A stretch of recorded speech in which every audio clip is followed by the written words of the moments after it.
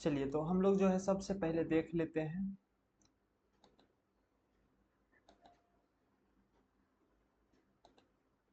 इसमें को क्या क्या समझ में आया है, क्या नहीं समझ में आया।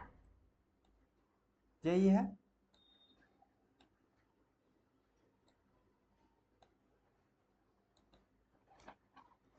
देखिए इसमें हमारा जो first I equal to Q upon T ये बता चुके हैं, I equal to Q upon T बता चुके हैं। और क्यू, अच्छा देखिए आई इक्वल टू, अगर आई इक्वल टू है क्यू अपॉन टी तो क्या Q equal to I T बोल दे तो हम लोग को कोई आपत्ति? टी इधर चला गया, क्यू इक्वल, हाँ अच्छा देखिए ये ना भूल गया एगो फॉर्मूला लिखना, आपको पता चला? कौन है ये, कहाँ से लिखें? Q equal to N E नहीं लिखा है। देखिए ये लड़का भूल गया, इसका इसको याद दिलाइएगा, इसको मैसेज कीजिएगा तो पूरा लिखो। क्यू इक्वल टू होता है एन ई, याद आया, ये हम बताए हुए थे। जहाँ एन क्या है, एन है, यही लिख देते हैं। चलिए सबसे पहले यही होना चाहिए था, Q equal to N E. अब जहाँ n क्या है, n है कोई भी रियल नंबर, 1 2 3 4 5 कुछ भी, बात समझ में आया? e क्या है, e है एक इलेक्ट्रॉन का चार्ज, e क्या है, एक इलेक्ट्रॉन का चार्ज। ये बात समझ में आया? ये समझ में आ गया सबको? चलिए, और ये चलिए ये फॉर्मूला क्लियर है। असल में इसको लिखना चाहिए था Q इक्वल टू एन से, लेकिन ये भूल गया। चलिए कोई बात नहीं, हम लोग को याद है सब कुछ। अब है V equal to W upon Q. भी क्या होता है?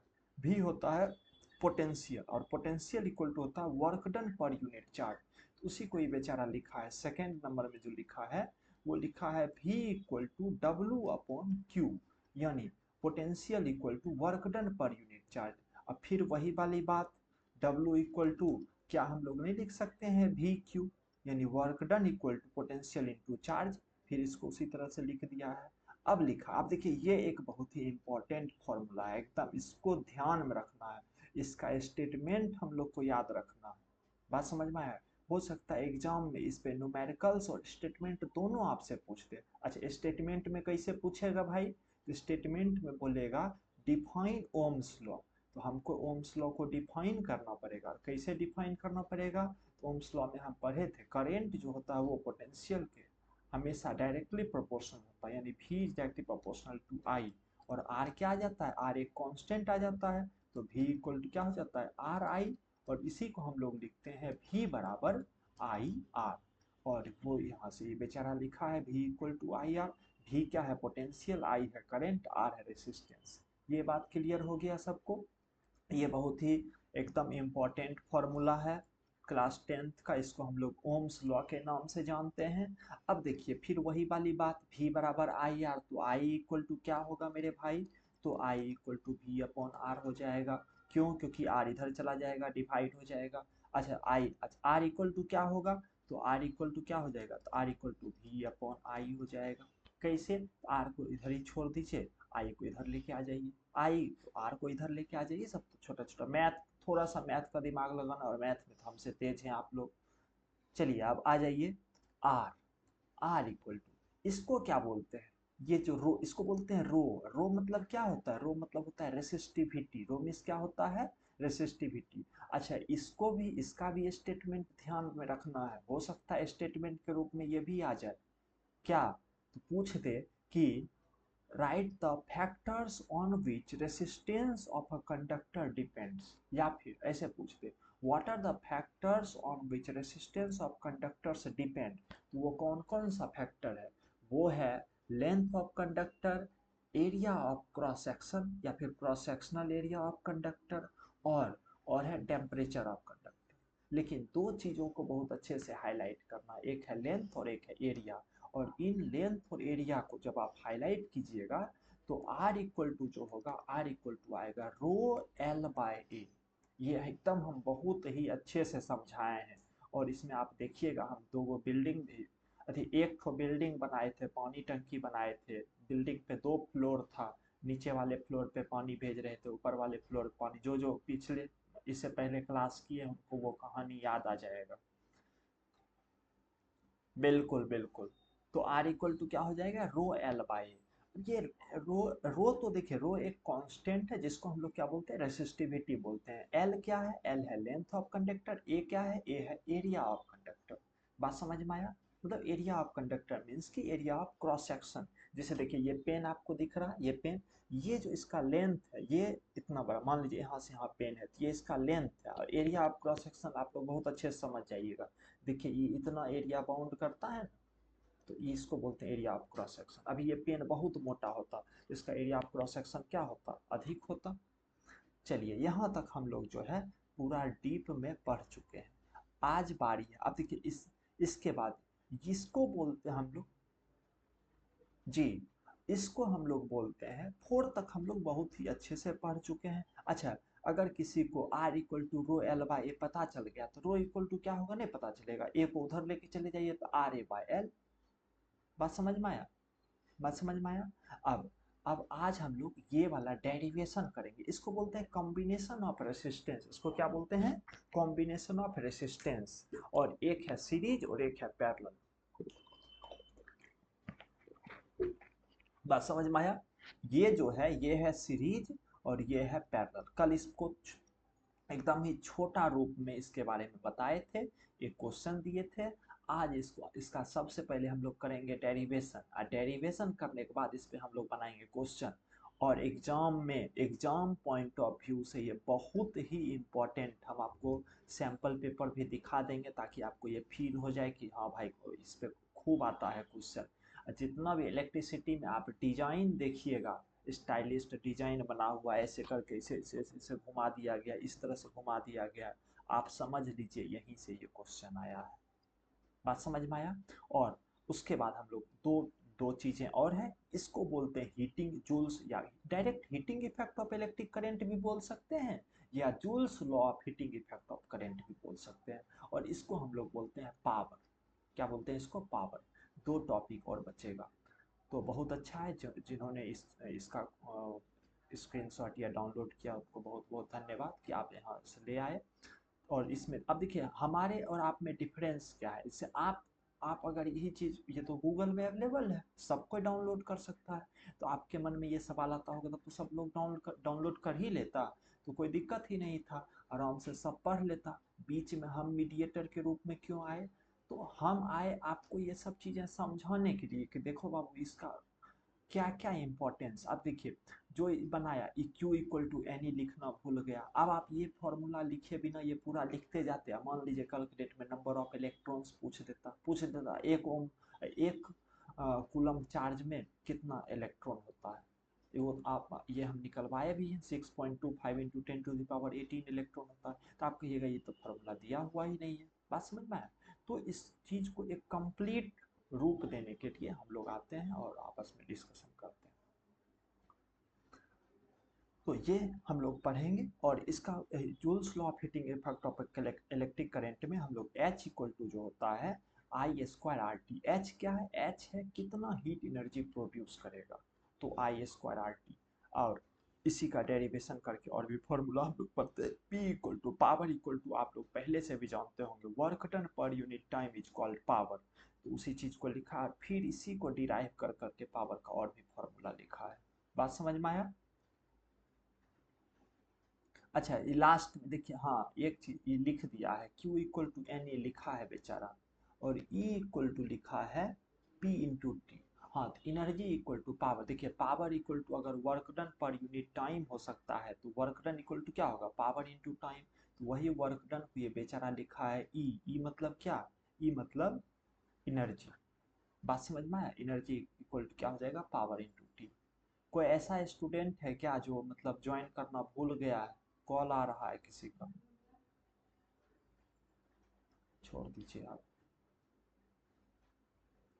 अब अब आ जाइए, चलिए इसके बाद आइए कन्वर्जन। कन्वर्जन भी बहुत ही इम्पोर्टेंट है। चलिए थोड़ा सा हम लोग कन्वर्जन पे ध्यान दे देते हैं। देखिए 1 एम ए मतलब होता है मिली एम्पियर, क्या होता है मिली एम्पियर। तो 1 मिली एम्पियर इक्वल टू होता है 10⁻³ एम्पियर। अच्छा तब 1 एम्पियर में कितना मिली एम्पियर, एक सेकेंड रुक जाइए, थोड़ा सा हम ना पूछ ही लेते हैं कि आखिर कौन है ये भाई साहब। हेलो। हाँ। आ, हो गया होगा। एक्चुअली हम वहाँ हैं नहीं, ठीक ना।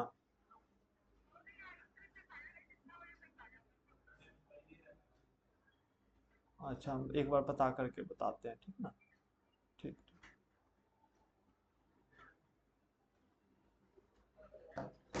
हाँ, चलिए। तो इसको हम लोग क्या बोलते हैं, एम ए जो है, इसको मिटा दें या फिर एक काम करते हैं, इसको जो है ना मिटा ही देते हैं। इसको मिटा देते हैं ताकि हम लोग और अच्छे से लिख पाए। ये किच किच बहुत ज़्यादा हो गया है यहाँ पे।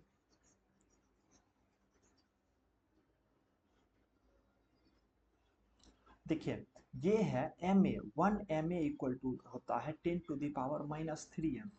1 MA, और एम ए मतलब क्या होता है, मिली एम्पियर। एकदम याद रखना है ये सब चीज। ये सब चीज इस इन सबों के पीछे कोई कॉन्सेप्ट नहीं है, आपको याद रखना है। क्या? तो मिली एम्पियर, और 1 milli ampere equal to 10⁻³ ampere.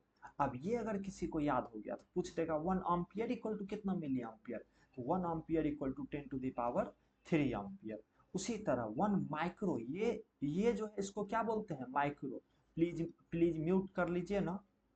आप म्यूट कर लीजिए, जो भी लोग हैं इस तरह से। हाँ, वेरी गुड। इसको बोलते हैं माइक्रो। ये मिली, ये क्या है, माइक्रो। इसको क्या बोलते हैं, माइक्रो। माइक्रो, ये जो साइन है ना ऐसे करके लिखा हुआ, ऐसे यू पे एगो ऐसे घुमा दीजिए इस तरह से। इसको बोलते हैं माइक्रो। बात समझ में आया? ये एक माइक्रो का सिंबल है।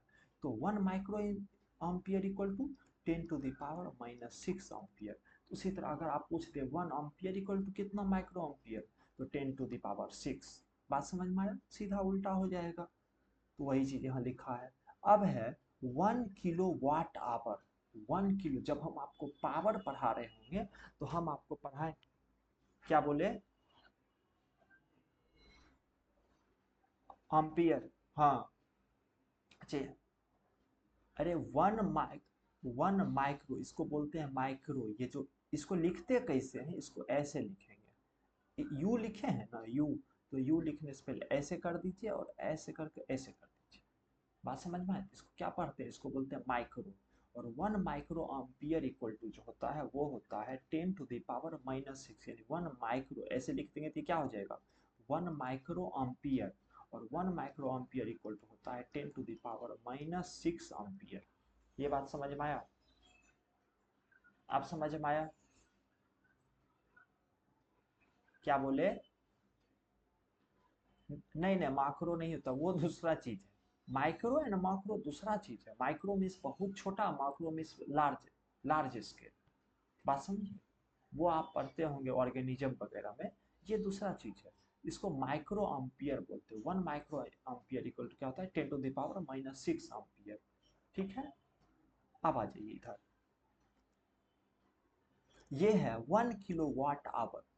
ये किलो वाट आवर, जब हम आपको पावर पढ़ाएंगे ना तब बताएंगे किलो वाट आवर। और 1 किलो वाट आवर को ही हम लोग 1 यूनिट भी बोलते हैं। जैसे आप देखिएगा आपके घर में जो बिजली बिल आता है तो वो इस तरह से आएगा कि आपने इस, जैसे अभी देखिए बिहार में 125 यूनिट तक का बिजली फ्री हो गया, यानी कि आप फ्री में 125 यूनिट बिजली यूज कर सकते हैं।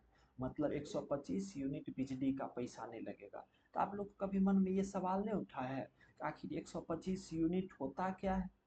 तो 1 यूनिट को बोलते हैं 1 किलो वाट आवर, यानी 1 kWh इक्वल टू होता है 1 यूनिट। बात समझ में आया? अब अब बिजली है तो एनर्जी, शुरू में ही हम बोले थे इलेक्ट्रिसिटी क्या है, एक फॉर्म ऑफ एनर्जी है। तो आपके मन में फिर एक सवाल होना चाहिए कि सर, अगर ये एनर्जी है तो आखिर जूल्स में होना चाहिए, इसका यूनिट तो जूल होना चाहिए। एनर्जी का यूनिट हम तो जूल पढ़े हैं, आप यहाँ कभी किलो वाट आवर बोल रहे हैं, कभी यूनिट बोल रहे हैं, मामला क्या है? तो 1 kilo watt hour equal to होता है 3.6 इंटू 10⁻, ये देखिए ये क्या लिख दिया है, 6 लिखा है ना। 6। और यहाँ ये देखिए क्या लिखना भूल गया है, WS। इतना इतना जूल होता है। बात समझ में आया? वाट, वाट सेकेंड है ना, वाट सेकेंड, ये WS मतलब होता है वाट सेकेंड, समझे। इसको जूम करें, अब ये जूम होगा, ये अब जूम होने का मतलब बहुत, हाँ जूम हो रहा है। देखिए WS है, WS आप दिख रहा है, WS मतलब होता है वाट सेकेंड, और वाट सेकेंड को ही हम लोग बोलते हैं जूल। क्या बोलते हैं? जूल। देखिए नीचे ही बेचारा लिख ही दिया है वही बात फिर से, देखिए यहाँ नहीं लिखा है जूल, समझे। तो 1 kilo watt hour equal to होता है 3.6 इंटू 10⁻6 जूल। अब देखिए 1 किलो वाट आवर मतलब होता है 1 किलो वाट का आवर कहने का मतलब क्या हुआ, 1 किलो वाट आवर कहने का मतलब हुआ कि 1 घंटे तक 1 किलो वाट जब आप इलेक्ट्रिसिटी कंज्यूम करते हैं ना, तो उसी को हम लोग बोलते हैं 1 किलो वाट आवर। यानी मान लीजिए एगो बल्ब है, और बल्ब जो है 1 किलो वाट का है, बात समझ में आया, और 1 घंटा तक वो बल्ब को जला दिए, तो वो कितना यूनिट बिजली खाएगा, तो 1 यूनिट बिजली खाएगा, बात समझ में आया। अच्छा मान लीजिए अगर कोई बल्ब है, वो आधा वाट का है, आधा मतलब आधा किलो वाट का है, तब कितना घंटा में 1 यूनिट बिजली खाएगा, तो 2 घंटा में, बात समझ में आया। तो फिर टाइम को क्या करना पड़ेगा, डबल करना पड़ेगा। ये सब चीज़ें जब हम पावर पढ़ाएंगे तो बहुत अच्छे से इसको समझाएंगे, अभी यहाँ तक बस जान करके रखिए। अब 1 किलो वाट मीन्स क्या होता है, 1 किलो वाट में होता है 1000 वाट। जैसे अगर आपके घर में 1000 वाट का कोई बल्ब है, बल्ब तो 1000 वाट का नहीं आता है, AC वगैरह आता है 1000 वाट का, इंडक्शन चूल्हा वगैरह आता है, तो 1000 वाट का अगर कोई इलेक्ट्रिकल एप्लियंस है तो उसको हम बोल सकते हैं 1 किलो वाट, बात समझ में आया। और 1 आवर में होता है 3600 सेकेंड। ये सब चीज़ें 1 आवर में 3600 सेकेंड कैसे होता है, ये अगर हम बता रहे हैं तो आप समझ ही लीजिए हम किस तरह की बातें कर रहे हैं। कैसे 1 आवर में 3600 सेकेंड होता है, तो देखिए एक एक मिनट में होता है 60 सेकेंड, और 1 आवर में होता है 60 मिनट, 60 में 60 हो जाएगा 3600, ठीक है। अब 1 कूलम में कितना इलेक्ट्रॉन होता है, ये अभी जस्ट थोड़ा देर पहले इस पे डिस्कस किए, 6.25 इंटू 10⁻18 इलेक्ट्रॉन होता है, और 1 इलेक्ट्रॉन का चार्ज होता है 1.6 इंटू 10⁻−19 कूलम होता है, ठीक। आई मतलब का, अब SI यूनिट, आई करेंट का एम्पियर, चार्ज का कूलम, टाइम का सेकेंड, भी पोटेंशियल डिफरेंस, वर्क डन का जूल, रेसिस्टेंस का ओम, लेंथ का सेंटीमीटर होगा, ठीक है। स्टैंडर्ड यूनिट जब हम SI यूनिट की बात करेंगे तो सेंटीमीटर और किलोमीटर नहीं होगा, सिर्फ मीटर होगा। एरिया का क्या लिख दिया है, अरे एरिया का मीटर स्क्वायर होगा, एरिया का क्या हो जाएगा, मीटर स्क्वायर, बात समझ में आया। रेसिस्टिविटी का ओम मीटर, रेसिस्टिविटी का क्या होगा, ओम मीटर, रेसिस्टेंस का होगा ओम, और ये रेसिस्टेंस इन पैरेलल, अरे भाई पैरेलल हो या सीरीज ओमेन होगा। हीट एनर्जी का जूल होगा, पावर का वाट होगा, एनर्जी का फिर जूल होगा। और ये क्या लिखा है, इलेक्ट्रॉन्स, इलेक्ट्रॉन्स का कोई यूनिट नहीं होगा, इलेक्ट्रॉन्स है, ये नंबर ऑफ इलेक्ट्रॉन्स, बात समझ में आया। चलिए अब हम लोग ये वाला पढ़ते हैं, 5th नंबर। आज हम लोग क्या पढ़ने वाले हैं, कौन सा फॉर्मूला, 5th नंबर पढ़ने वाले हैं। चलिए तो स्टार्ट किया जाए। देखिए कल जो हम लोग पढ़े थे वो पढ़े थे कॉम्बिनेशन ऑफ रेसिस्टेंस, क्या पढ़े थे, कॉम्बिनेशन ऑफ रेसिस्टेंस। अब आज पढ़ेंगे, आज उसी का इक्विवेलेंट पढ़ेंगे, मतलब आर इक्विवेलेंट। आर इक्विवेलेंट कहने का मतलब क्या हो, जैसे मान लीजिए आपके पास 15-20 को रेसिस्टेंस है, छोटा छोटा 15-20 को रेसिस्टेंस है, और उस सब रेसिस्टेंस को जब हम सर्किट में अब वायर में जोड़ेंगे तो उसका मिला जुला कुछ रूप होगा, बात समझ में आया। अब आपको ये पता करना है कि सब रेसिस्टेंस को जोड़ देंगे तो कितना इसका वैल्यू होगा, बात समझ में आया। और जोड़ने का तरीका क्या है, तो जोड़ने का तरीका है या तो सीरीज में जोड़े या पैरेलल में जोड़े। तो सबसे पहले हम लोग सीखेंगे सीरीज, उसके बाद सीखेंगे पैरेलल। Let's start. तो चलिए पहला, फर्स्ट लिखेंगे सीरीज कॉम्बिनेशन।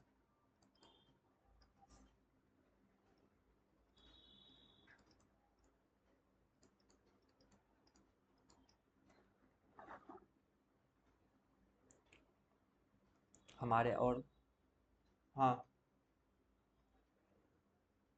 हाँ, क्वेश्चन यहाँ से बहुत आएगा।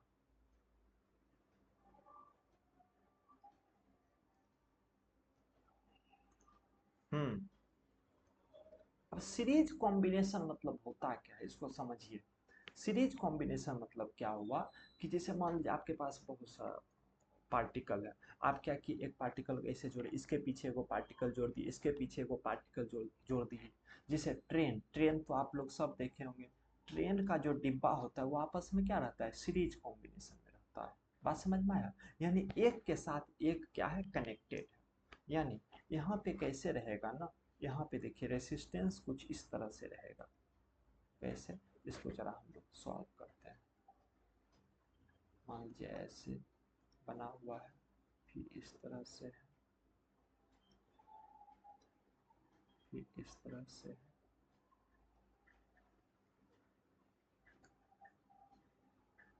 फिर इस तरह से है, और ये ऐसे मिला।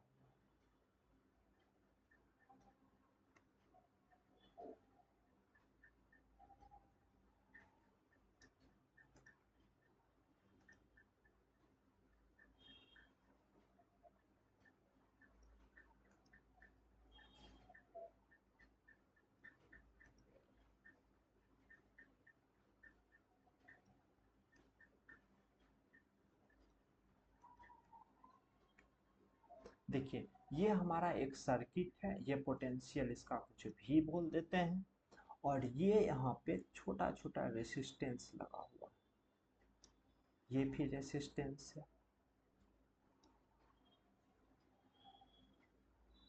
अब किसी के मन में ये सवाल आएगा, ये डंडा को क्या, तो देखिए ये बड़ा डंडा है तो इसको पॉजिटिव बोलते हैं, छोटा डंडा है तो इसको निगेटिव बोलते हैं। बड़ा डंडा को क्या बोलेंगे, पॉजिटिव। क्या बोले? नहीं, ये पोटेंशियल है। बैटरी लगाइएगा ना, ये बैटरी, अच्छा स्विच भी लगा दें। चलिए वो स्विच लगा देते हैं। अच्छा देखिए, करंट का डायरेक्शन किधर होगा, करंट का डायरेक्शन इधर, पॉजिटिव टू निगेटिव होता है, तो ये डायरेक्शन ऑफ आई। यहाँ पे वो स्विच लगा देते हैं ताकि देखने में भी अच्छा लगे, और सही में बिना स्विच का कैसे काम चलेगा, मन होगा ऑफ करने का तो स्विच लगा दिए, और स्विच को क्लोज करना पड़ेगा ताकि करंट फ्लो करे। करंट फ्लो, अच्छा ओम मीटर वोल्ट मीटर नहीं लगाए हैं, कोई टेंशन की बात तो नहीं है।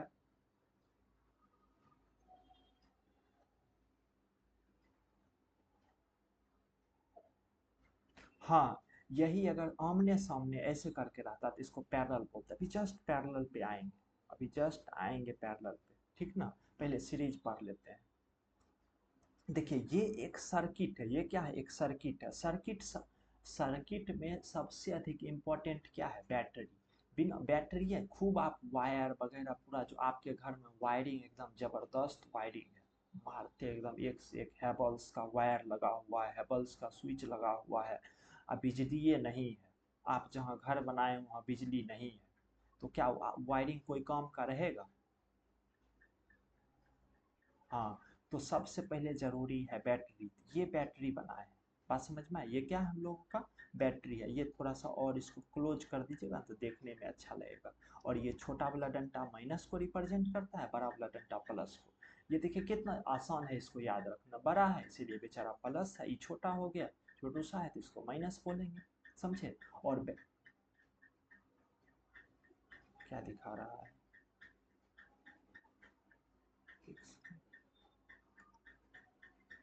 हाँ दिखाइए क्या दिखा रहे हैं। ऐसा कीजिए ना, ऐसा कीजिए। हाँ, ये सिंबल है, सिंबल बताए हुए हैं। हाँ, सिंबल हम बता चुके हैं। एक काम कीजिएगा, जितना भी लेक्चर अभी तक चला है ना, वो लेक्चर एक बार फिर से पीडीएफ भेज दीजिएगा तो आयुष, वो सारा सिंबल बता चुके हैं, ठीक ना। इसको किसी रिवीजन, किसी दिन हम लोग हाँ किसी दिन रिवीजन मोड में ये सिंबल बता देंगे, सिंबल देकर के आपको थोड़ा सा कन्फ्यूजन हो रहा होगा, ठीक ना। बट समझे? ये स्विच है, और ये, हाँ क्या बोलिए।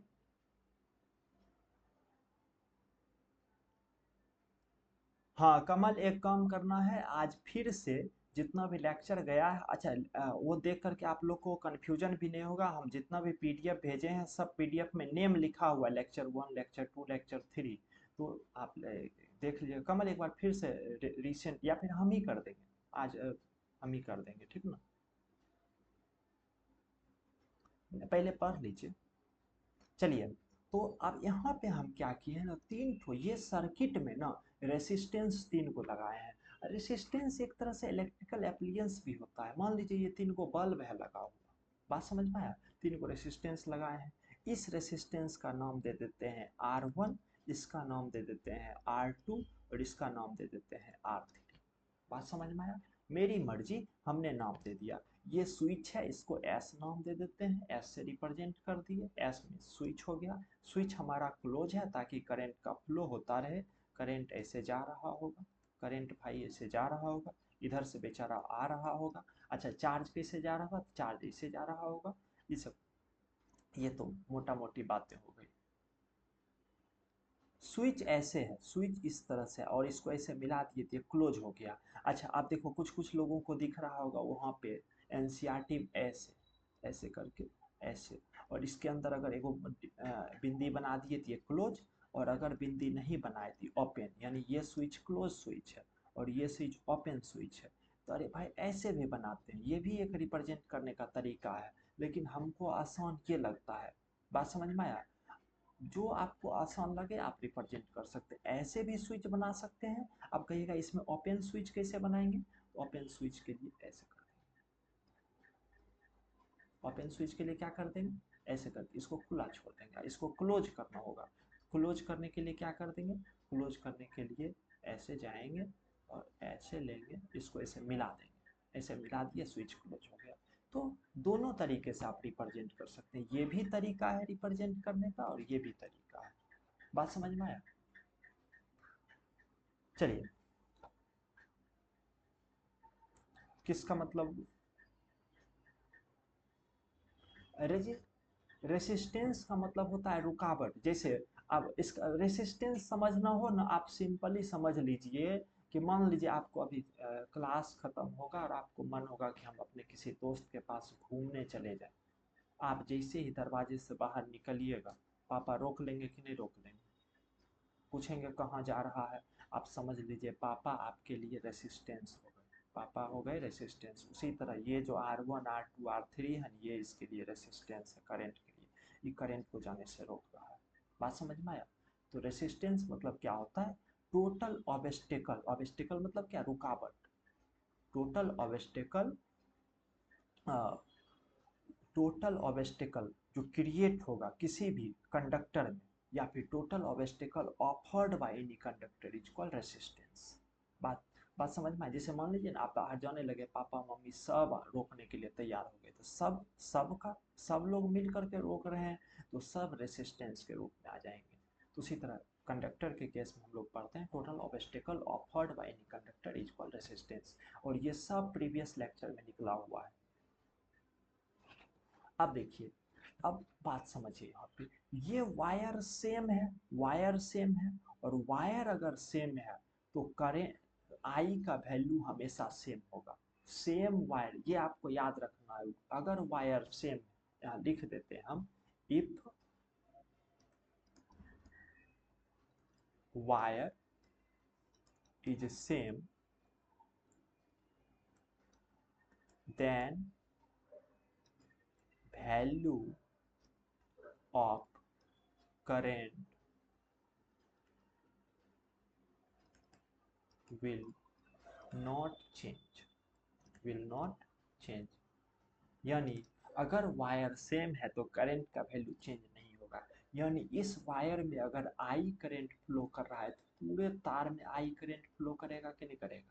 यानी हम ये भी बोल सकते हैं in series combination current will be no change, यानी same current will flow in through all whole circuit. तो यहाँ से लिख देंगे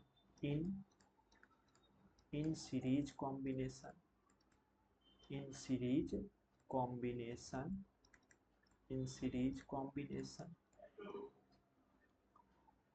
same या फिर the in series combination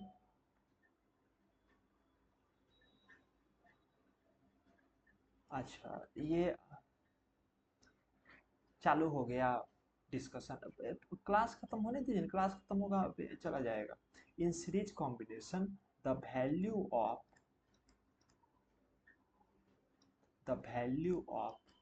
current the value of current will same for whole circuit। अब देखिए, अब यहाँ पे अगर हम बात करें तो देखिए आई का वैल्यू सेम है, आई का वैल्यू सेम है, इसका मतलब यहाँ भी आई करंट फ्लो कर रहा होगा, यहाँ भी आई करंट, यहाँ भी आई करंट। और जब यहाँ पे आई करंट और ये यहाँ पे रेसिस्टेंस कितना R1, तो पोटेंशियल कितना हो जाएगा। पोटेंशियल हम लोग जस्ट पढ़े हैं, V बराबर क्या होता है, V बराबर होता है आई आर, V बराबर आई आर होता है। तो R मालूम है, I मालूम है, तो V कितना हो जाएगा, V हम लोग डायरेक्ट निकाल देंगे, I इंटू आर बोल देंगे। बात समझ में आया, बोल सकते हैं कि नहीं बोल सकते हैं। अब देखिए यहाँ करंट जब सेम है और रेसिस्टेंस अलग अलग है, इसका मतलब पोटेंशियल भी यहाँ अलग अलग होगा। तो हम यहाँ मान लेते हैं, यहाँ पोटेंशियल V1 होगा, यहाँ पोटेंशियल V2 होगा, और यहाँ पे पोटेंशियल कितना हो जाएगा, V3 हो जाएगा। पोटेंशियल यहाँ पे कितना हो जाएगा, V3 हो जाएगा। और एक और बात हमको बताइए, सारे पोटेंशियल को जोड़ करके यानी V1 V2 V3 equal to क्या V होगा कि नहीं होगा, V आ जाएगा, क्योंकि पोटेंशियल तो गया है V, बैटरी से V पोटेंशियल निकला है। तो तीनों को जोड़ करके V1 V2 V3 को अगर जोड़ दे तो V के बराबर होगा कि नहीं होगा। बात समझ में आया। तो इसको हम ऐड कर देते हैं, और इसको ऐड करेंगे यानी हम यहाँ से बोल सकते हैं V equal to V1 plus V2 plus V3। बात समझ में आया, ये बात सबको समझ में आया। अब हम यहाँ पे ओम्स लॉ अप्लाई कर देते हैं, ओम्स लॉ अप्लाई कर देते हैं। तो ओम्स लॉ जब अप्लाई करेंगे तो V बराबर V1 को क्या लिखेंगे, V1 को लिख सकते हैं IR1। बोलिए, अरे आई करंट आई जा रहा है, रेसिस्टेंस R1 है, तो V बराबर IR यानी IR1 नहीं होगा। यहाँ पे क्या लिखेंगे, अरे V पोटेंशियल इक्वल टू क्या होता है, V बराबर IR नहीं होता है, तो V1 बराबर क्या होगा, IR1। देखिए V बराबर हम लोग क्या पढ़े, IR पढ़े, तो V1 इक्वल टू क्या होगा, तो V1 इक्वल टू IR1 होगा। तो वही हम यहाँ V1 के जगह पे लिखे हैं IR1। समझ में आया। अरे भाई V1 के जगह पे लिख दिए IR1 बाय ओम्स लॉ, ठीक है। ये अब बोलेगा ही कोई नहीं, चलिए तो उसी तरह, हाँ बोलिए।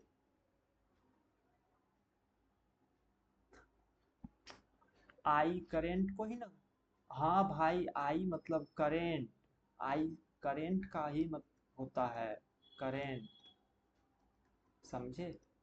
आई किसको रिप्रेजेंट करता है, करंट को। आर किसको रिप्रेजेंट करता है, रेसिस्टेंस को। वी किसको रिप्रेजेंट करता है, पोटेंशियल को। तो उसी यहाँ V1 के जगह पे लिख दिए IR1। ये जो V1 था ना बाबू, इसी के जगह पे लिख दिए IR1। क्या नहीं लिख सकते हैं, बोलिए। तो आप अगर बोल दीजिएगा नहीं लिख सकते हैं तो मिटा देंगे।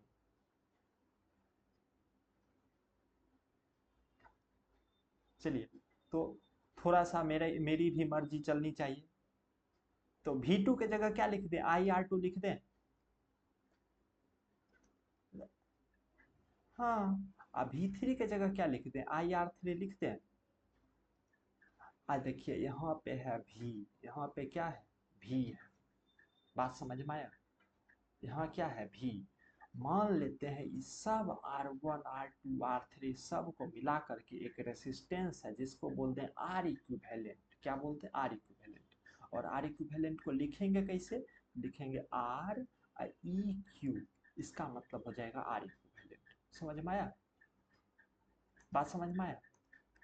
तो फिर यहाँ भी ओम्स लॉ लगा सकते हैं, और यहाँ पे फिर क्या हो जाएगा, तो यहाँ पे हम लिख सकते हैं आई इंटू आर इक्विवेलेंट, कोई दिक्कत,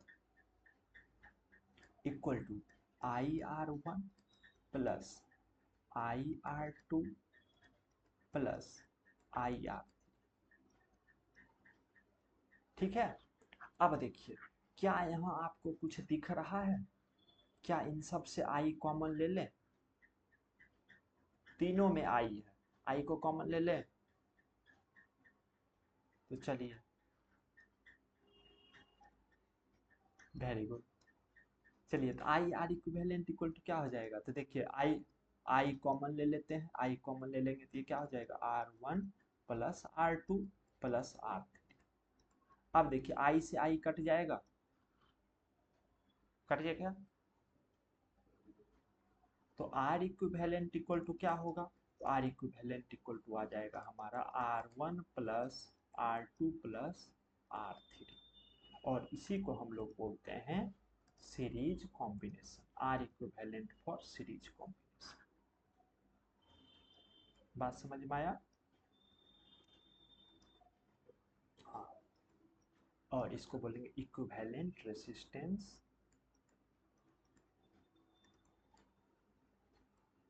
equivalent resistance for series combination.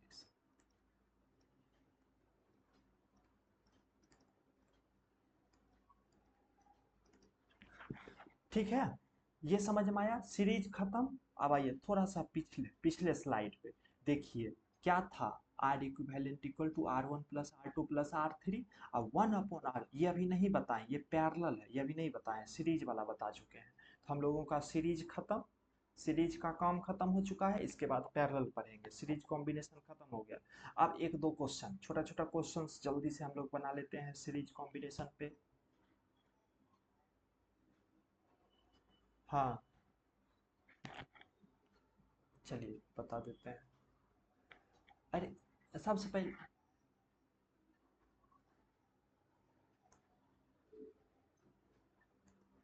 देखिए, इसके लिए सबसे पहले, ठीक है बता देते हैं, ठीक, इसके लिए सबसे पहले हमको समझना पड़ेगा फिजिकल क्वांटिटी।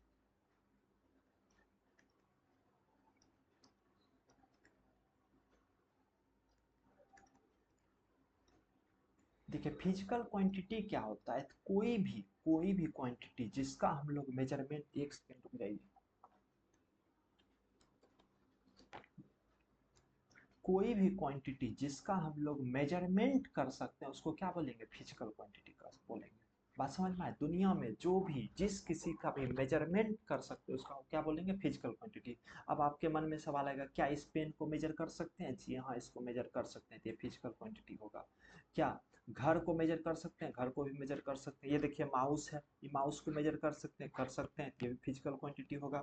असली वाला माउस, चूहा, उसको मेजर कर सकते हैं, उसको भी मेजर कर सकते हैं, वो भी फिजिकल क्वांटिटी होगा। समझ में आया? तो फिजिकल क्वांटिटी का मतलब होता है any measurable quantity is called physical quantity.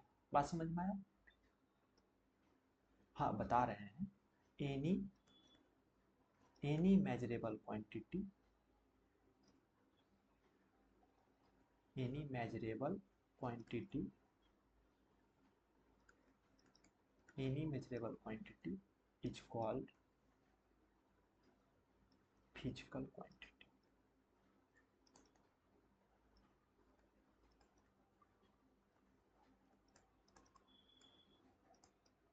बात समझ में आया? Any measurable quantity is called physical quantity. अब आप मेजरमेंट करने का तरीका क्या क्या है, अब जैसे मान लीजिए ये पेन हम खरीदने जाए, ठीक है, और हम बोले हमको जो है 10 लीटर पेन दीजिए, दुकानदार हमको पागल समझ जाएगा। और आप अभी शाम हो गया, मम्मी बोलेगी बेटा जाओ दूध ले आओ, ठीक, आप गए दुकान, दुकान गए और बोले भैया आप जो है ना हमको 5 मीटर दूध दीजिए, दुकानदार आपको पागल घोषित कर देगा कि नहीं कर देगा? क्या? अच्छा, उसके बाद और इसको समझिए, जैसे मान लीजिए किसी को आलू खरीदना है, गया आलू खरीदने, एक आदमी बोल रहा है 5 kg आलू दीजिए और एक आदमी बोल रहा है 5 लीटर आलू दीजिए, किसके बात को सही माना जाएगा? 5 kg वाले को। बात समझ में आया? तो अलग अलग, अब ये कैसे डिसाइड होगा कि कब लीटर होगा, कब मीटर होगा, कब किलो होगा? तो ये डिपेंड करता है उस फिजिकल क्वांटिटी के नेचर। जैसे दूध, दूध एक लिक्विड है, उसको हम लोग लीटर में मेजर करेंगे। बात समझ में आया? आलू, आलू को हम लोग मास में मेजर करते हैं। बात समझ में आया? अभी हम लोग पढ़ाई कर रहे हैं, तो कोई लड़का उधर से बोलेगा सर सर सर 2 मीटर पढ़ाई आज कर लिए हैं, वो आप लोग सब उसको पूरा एकदम कमेंट सेक्शन में आग लगा दीजिएगा उसके नाम पे। क्या बात समझ, क्या हुआ? 50 किलो पर ऐसे मजाक में हम लोग बोल देते हैं, लेकिन अगर कोई बोल रहा है कि हम 50 किलो पढ़ रहे हैं तो फिर आप समझ जाइएगा किस लेवल की बातें कर रहा है। समझ में आया? तो किस फिजिकल क्वांटिटी का मेजरमेंट किस यूनिट के साथ करेंगे, वो डिपेंड करता है उस फिजिकल क्वांटिटी के नेचर पे, नेचर ऑफ फिजिकल क्वांटिटी पे। बात समझ में आया? और इसके लिए सात सात बेस यूनिट डिसाइड है पहले से। क्या क्या है वो 7 बेस यूनिट? तो वो है लेंथ के लिए भी हम लिख देते हैं, आपके फ्यूचर में बहुत काम आएगा, अभी भी काम आएगा ही। लेंथ के लिए थोड़ा और, लेंथ के लिए है, लेंथ के लिए है मीटर, इसको एम से रिप्रेजेंट करते हैं। मास के लिए है, मास के लिए है किलो, केजी, किलोग्राम। उसके बाद टाइम के लिए है, टाइम के लिए है सेकेंड, इसको एस से रिप्रेजेंट, किलोग्राम नहीं लिखे हैं, ठीक ना, टाइम वेस्ट होगा। टाइम, टाइम के बाद टेम्परेचर, जैसे जानते हैं हम लोग बोल देते हैं 50 डिग्री सेल्सियस, 100 डिग्री सेल्सियस, असल में टेम्परेचर का जो स्टैंडर्ड यूनिट होता है ना, वो होता है कैल्विन। क्या होता है? कैल्विन।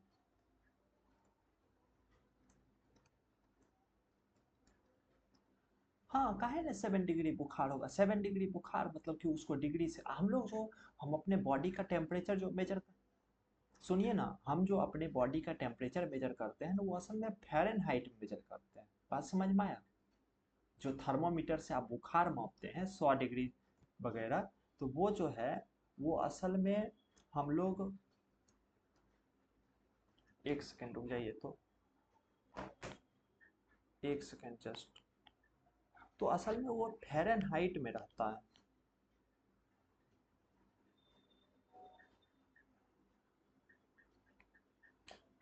ये व्हाट्सएप का जो है ना, यहाँ पे बार बार आते रहेगा, इस ब्लॉक करना पड़ेगा लैपटॉप से। टेम्परेचर का क्या हो जाएगा? केल्विन। अच्छा हाँ, हम लोग जो अपने बॉडी का टेम्परेचर मेजर कर रहे होते हैं वो असल में फ़ारेनहाइट में मेजर करते हैं। जैसे किसी का देखते होंगे 100 डिग्री बुखार है, अब आपके मन में आता होगा कि हम तो बचपन में पढ़े थे 100 डिग्री सेल्सियस पे कोई पानी को उबलने लगता है, तो तब तो बॉडी पूरा उबलने लगना चाहिए। तो ये भाई, वो असल में टेम्परेचर जो है वो फ़ारेनहाइट में है। बात समझ में आया? बात समझे? और फ़ारेनहाइट जो होता है वो एक लार्ज स्केल टेम्परेचर होता है डिग्री सेल्सियस के कंपैरिजन में। समझे? बात समझ में आया? और लेकिन टेम्परेचर का स्टैंडर्ड यूनिट क्या होता है? केल्विन होता है। और जानते हैं 0 डिग्री सेल्सियस पे कितना केल्विन होता है? तो 273 केल्विन होता है 0 डिग्री सेल्सियस पे। समझ में आया? अब आइए टेम्परेचर के बाद इलेक्ट्रिक करंट, उसके बाद क्या है? Electric current.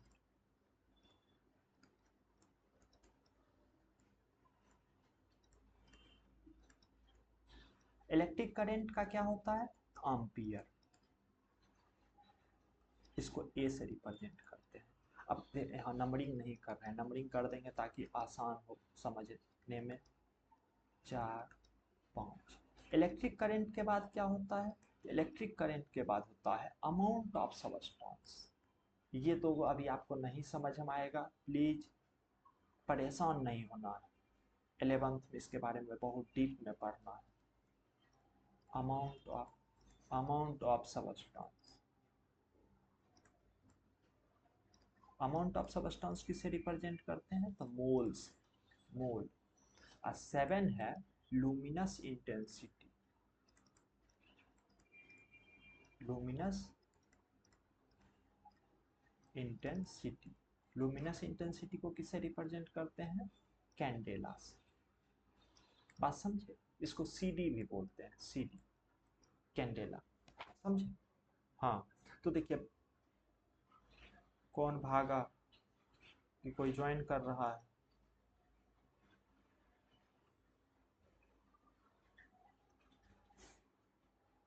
गुड्डू, गुड्डू रंगीला,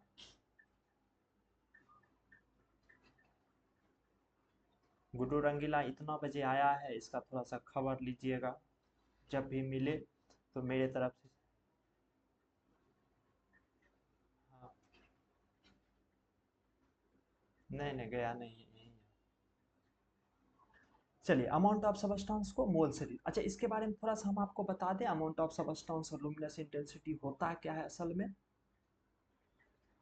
आप लोग सब एवोगैड्रो नंबर का नाम सुने हैं, एवोगैड्रो सुने हैं कि नहीं।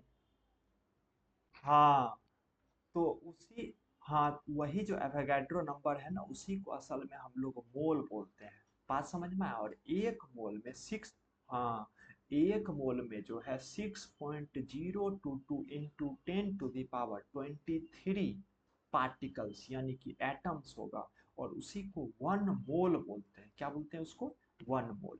जब आप आगे जा करके 11th में मोल कॉन्सेप्ट पढ़िएगा ना, तो वहाँ पे बहुत इसका जरूरत पड़ेगा। बात समझे। तो एक मोल मतलब होता है वही एवोगैड्रो नंबर।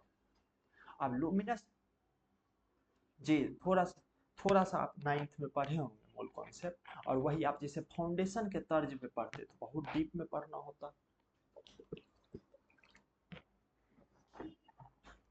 नहीं, अब एक सेकेंड रुक जाइए, जब जिक्र किए हैं थोड़ा सा और बता ही दें। अब है लुमिनस इंटेंसिटी। कितना टाइम हो गया, 7 बज गया जी। नहीं, हम लोग थोड़ा सा लेट से ज्वाइन किए हैं। हाँ, इसीलिए 1 घंटा नहीं हुआ है, परेशान नहीं होना है। अच्छा, बोर तो नहीं हो रहे हैं आप लोग। और हाँ बोलिए। हाँ, देखिए 1 पढ़े या 100 पढ़े, पढ़ाना तो हमको वह उतना ही टाइम लगे, इसीलिए ना हम बोल रहे हैं कि भाई जितना जो जो आना चाह रहा है सब, 1 पढ़े या 100, हमको देखिए 1.5 घंटा हम पढ़ा रहे हैं, 1.5 घंटे का क्लास है, तो उसमें एगो बचवा पढ़े या 100 पढ़े, बतवा तो बराबरे है। और हम जब शुरू किए हैं तो आप एकदम निश्चिंत रहिए, वो एक बच्चे ज्वाइन करे या 100 बच्चे ज्वाइन करे, हम पढ़ाएंगे, एक को भी पढ़ाएंगे, 100 ज्वाइन करेगा उसको भी पढ़ाएंगे, सबके लिए हम। किसी के मतलब एक होता है ना कि वो नहीं है, किसी को पढ़ाए किसी, जो जो ज्वाइन करेगा सबको।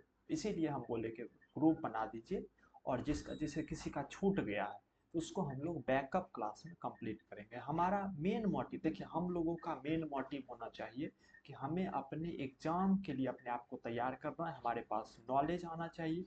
और क्लास को, जैसे देखिए आप लोग अभी ऑनलाइन क्लास कहीं बहुत मतलब पढ़े ही होंगे, कहीं ना कहीं तो पढ़े होंगे, एक दो क्लास भी पढ़े होंगे, आपको थोड़ा सा बोरिंग लग रहा होगा, लगता होगा। लेकिन यहाँ हम लोग कोशिश करेंगे कि हम अपने क्लास को इंटरेस्टिंग बनाएं, पता भी न चले कि 1.5 घंटा, ये 1.5 घंटा हम लोग का सबसे प्रीसियस टाइम होना चाहिए।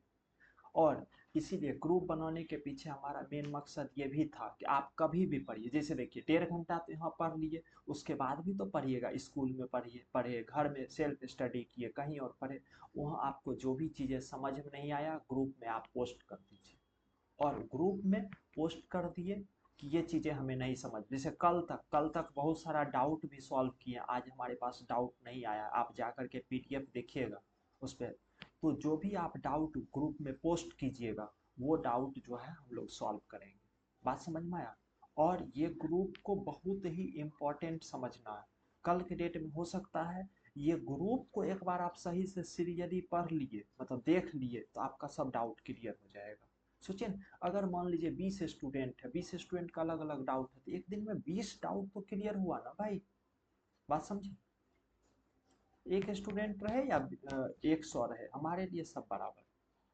अब आइए थोड़ा सा लुमिनस इंटेंसिटी को समझते हैं। लुमिनस इंटेंसिटी क्या है? लुमिनस इंटेंसिटी है, देखिए, जैसे हम आपसे सवाल एक पूछते हैं, एक रूम में एक बल्ब जल रहा है, तब अधिक रूम लाइट रूम क्या बोलते हैं, पूरा इंजोर जैसा लाइट जैसा लगेगा, या फिर 10 गो बल्ब जलेगा तब? 10 गो बल्ब, जितना अधिक बल्ब जलाएंगे रूम में उतना अधिक उजाला होगा। बात समझ पाया? उतना अधिक उजाला होगा। तो वहाँ पे हम क्या बोलेंगे? हम बोलेंगे कि नंबर ऑफ बल्ब के बढ़ने से लूमिनस इंटेंसिटी बढ़ गया। बात समझ में आया? नंबर ऑफ बल्ब के बढ़ने से लुमिनस इंटेंसिटी बढ़ गया। बात समझे? उसी को हम लोग रिप्रेजेंट करते हैं लुमिनस इंटेंसिटी से, और उसका यूनिट जो होता है वो होता है कैंडेला। क्या होता है?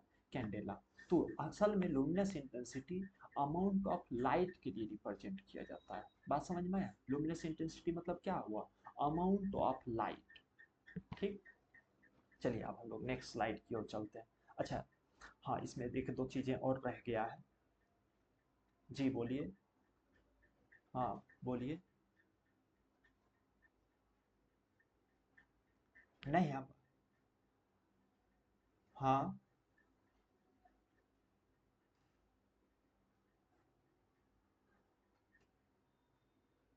जी जी। वो ब्लिंक इसलिए करता है कि देखिए, बल्ब से जो लाइट रिप्रेजेंट तब रिलीज हो रहा है ना, आप जानते हैं असल में बल्ब से जो लाइट रिलीज हो रहा होता है, वो बल्ब एक बार बुझता है एक बार जलता है, एक बार बुझता है एक बार जलता है। हर्ज का नाम सुने? HZ। तो इंडिया इंडिया में जो हम लोग को इलेक्ट्रिसिटी मिल रहा है वो अप्रोक्स 50 हर्ज का मिल रहा है।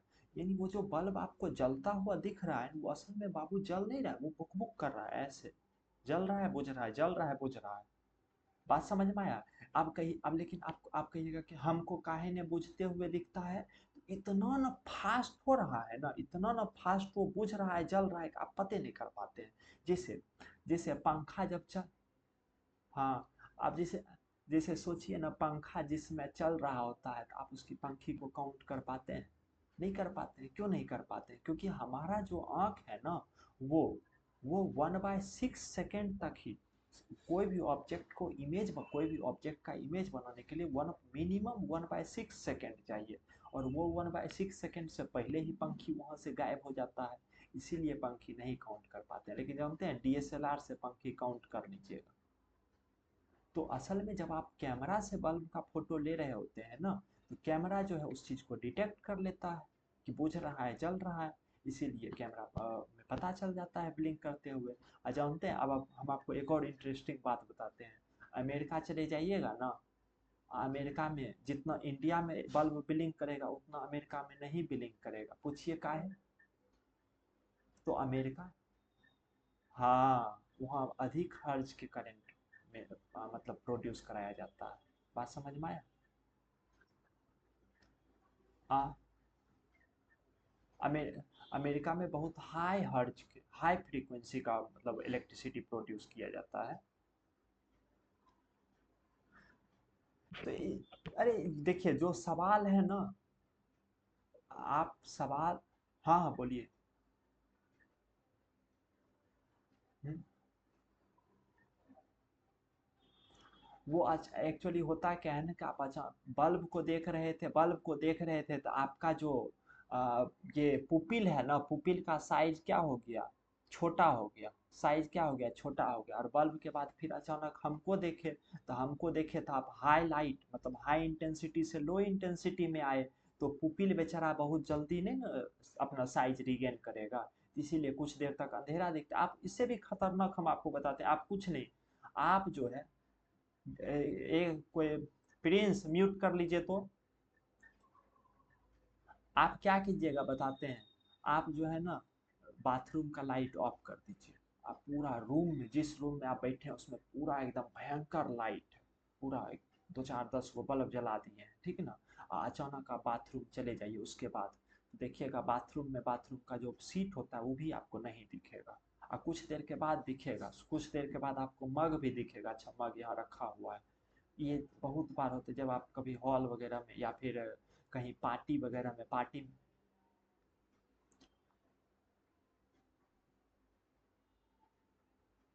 कुछ नहीं दिखता है। क्यों? क्यों ऐसा? कुछ देर तक ऐसा होता है, फिर धीरे धीरे धीरे धीरे वो चीज़ें दिखने लगता है। तो ऐसा क्यों होता है? क्योंकि हमारा जो आई का पुपिल है ना, हमारे आँख में लाइट जा रहा है तभी ना इमेज बन रहा है। तो पुपिल जो है वो उसका साइज इंक्रीज और डिक्रीज करते रहता है। तो जितना इंटेंसिटी हाई रहेगा, लाइट का इंटेंसिटी जितना हाई रहेगा, यानी लुमिनस इंटेंसिटी बढ़ाएंगे तो पुपिल का साइज क्या होगा? छोटा होगा। अब आप धूप में जब थे तो पुपिल जो है बहुत छोटा हो गया था। अब आप अचानक आ गए अंधेरा में, अंधेरा में आ गए तो वहाँ लाइट कम प्रोड्यूस हो रहा है और ऊपर से पुपिल भी छोटा है। मतलब आप सोचिए ना, कम कम पानी आ रहा है, पानी भी कम आ रहा है, और आपके पास डिब्बा जो है उसका मुंह भी बहुत छोटा है, तो और कम पानी आपके पास पहुंचेगा। बात समझ में आए? तो लाइटो कम है, ऊपर से पुपिल भी छोटा है, तो नहीं दिखता है। लेकिन धीरे धीरे बेचारा पुपिल क्या करता है? अपना साइज, आप तो दौड़ करके पहुंच गए ऐसा रूम में जहाँ अंधेरा है। अब पुपिल उतना जल्दी अपने साइज को रिगेन नहीं कर पाता है, तो कुछ देर तक आपको अंधेरा दिखता है, फिर जो है आपको सही सलामत दिखने लगता है। सेम केस होता है, आप अंधेरे में डार्क रूम में बैठे हुए अचानक बल्ब जल गया, तो आपको कुछ देर के बाद, कुछ देर तक दिखेगा, 2-4 सेकंड तक कुछ दिखेगा ही नहीं। लेकिन हाँ बोलिए। कौन कौन फिल्म में, कौन फिल्म में? अच्छा हाँ बोलिए। हाँ हाँ। वो अपना एक आंख बंद करके रखा होगा उस देखिए। इसके इसके पीछे एक आंख बंद करके रखने, इसके पीछे कोई ये नहीं है, मतलब अ, हाँ हाँ। हम्म हम्म। मतलब देखिए क्लियरली नहीं दिखेगा लेकिन डिफरेंस आपको फील होगा। एक आंख बंद, मतलब एक आंख के सामने हम क्या करते हैं, उसको ढक दिए, तो एक आंख के सामने ढक दिए, इसका मतलब क्या है? उस आई के फंक्शनिंग को हम रोक दिए हैं। बात समझ में आया? उस आई के फंक्शनिंग को हम क्या किए हैं? रोक दिए हैं। ठीक ना? अब अचानक जब आप उस आई के फंक्शनिंग को ओपन कीजिएगा, कुछ देर तक आपको डिफरेंस फील होगा, फिर नॉर्मल हो जाएगा। बात समझ में आया? फिर क्या होगा? नॉर्मल हो जाएगा। और इसके पीछे का साइंस हो सकता है ये फील होता होगा उन लोगों को कि हम लोग एक आंख बचा करके रखते हैं, दूसरे एक आंख से देखते हैं, ताकि मतलब अगर ये आंख डिफेक्टिव भी हो जाएगा तो हमारे पास एक आंख, मतलब एक तो प्रोटेक्टेड आई तो रहेगा ना। बात समझ में आया? ऐसा लेकिन कोई इसके पीछे तथ्य नहीं है कि भाई हम एक आंख से अगर देख, एक ही आंख से देखें, ये दूसरे आंख से नहीं देखें।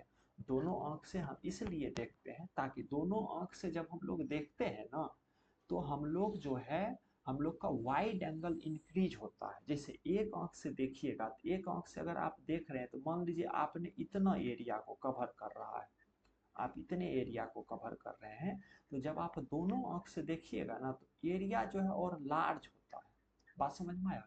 और जब हम दोनों आंख से देखते हैं तो 150 डिग्री एंगल, यानी 150 डिग्री एरिया को क्या करते हैं हम लोग? बाउंड अप करते हैं। इसको हम आपको समझाते हैं, थोड़ा सा एक सर्कल बना के समझा देते हैं। बोर तो नहीं फील हो रहे हैं कोई? देखिए, चलिए, मान लीजिए आप यहाँ पे इस सेंटर पे खड़े हैं, ये एक सर्कल है और इस सेंटर पे खड़े हैं। आप बोलिएगा सर हम यहाँ पे खड़े होंगे तो इससे यहाँ पे एकदम मेरा आँख, मेरा डायरेक्शन, आँख का डायरेक्शन इधर की ओर, यानी हम देख रहे हैं इधर की ओर। बात समझ में आए? किधर देख रहे हैं? इधर देख रहे हैं। अब आप कोई कहेगा कि सर यहाँ वाला चीज़ तो नहीं दिखेगा। हाँ बात सही है, यहाँ का नहीं दिखेगा, ये पीछे हो गया। तो आपके मन में आएगा सर ये तो दिखेगा। हाँ भाई बिल्कुल दिखेगा, इस सामने में है। तब किसी के मन में ये सवाल भी आता होगा, अच्छा सर तो एक बात बताइए, इधर जैसे जैसे बढ़ते जाएंगे दिखते जाएगा, दिखते जाएगा? हाँ भाई दिखते जाएगा, इधर बढ़ते जाएंगे दिखते जाएगा। कहाँ तक दिखेगा? दिखेगा कहाँ तक? क्या यहाँ तक दिखेगा? तो हम लोग को जो दिखता है ना वो असल में 150 डिग्री, यानी इसके बीचों बीच ऐसे एक लाइन बना दीजिए, इसके बीचों बीच एक लाइन बना दीजिए, इस तरह से ऐसे करके लाइन बना दीजिए। और यहाँ से आप देखिए 150 डिग्री का आधा कीजिएगा तो कितना होगा, 75 75 होगा कि नहीं होगा, 150 का आधा 75। हाँ, तो इधर से बना दीजिए 75 डिग्री, इधर से भी बना दीजिए 75 डिग्री। बात समझ में आया? 150। तो हमारा जो ह्यूमन आई का जो परसिस्टेंस और विजन होता है ना, वो 150 डिग्री वाइड एंगल। अब याद कीजिए, जब आप मोबाइल खरीदने जाते हैं तो वाइड एंगल कैमरा वाला आजकल मोबाइल आ रहा है, वाइड एंगल कैमरा।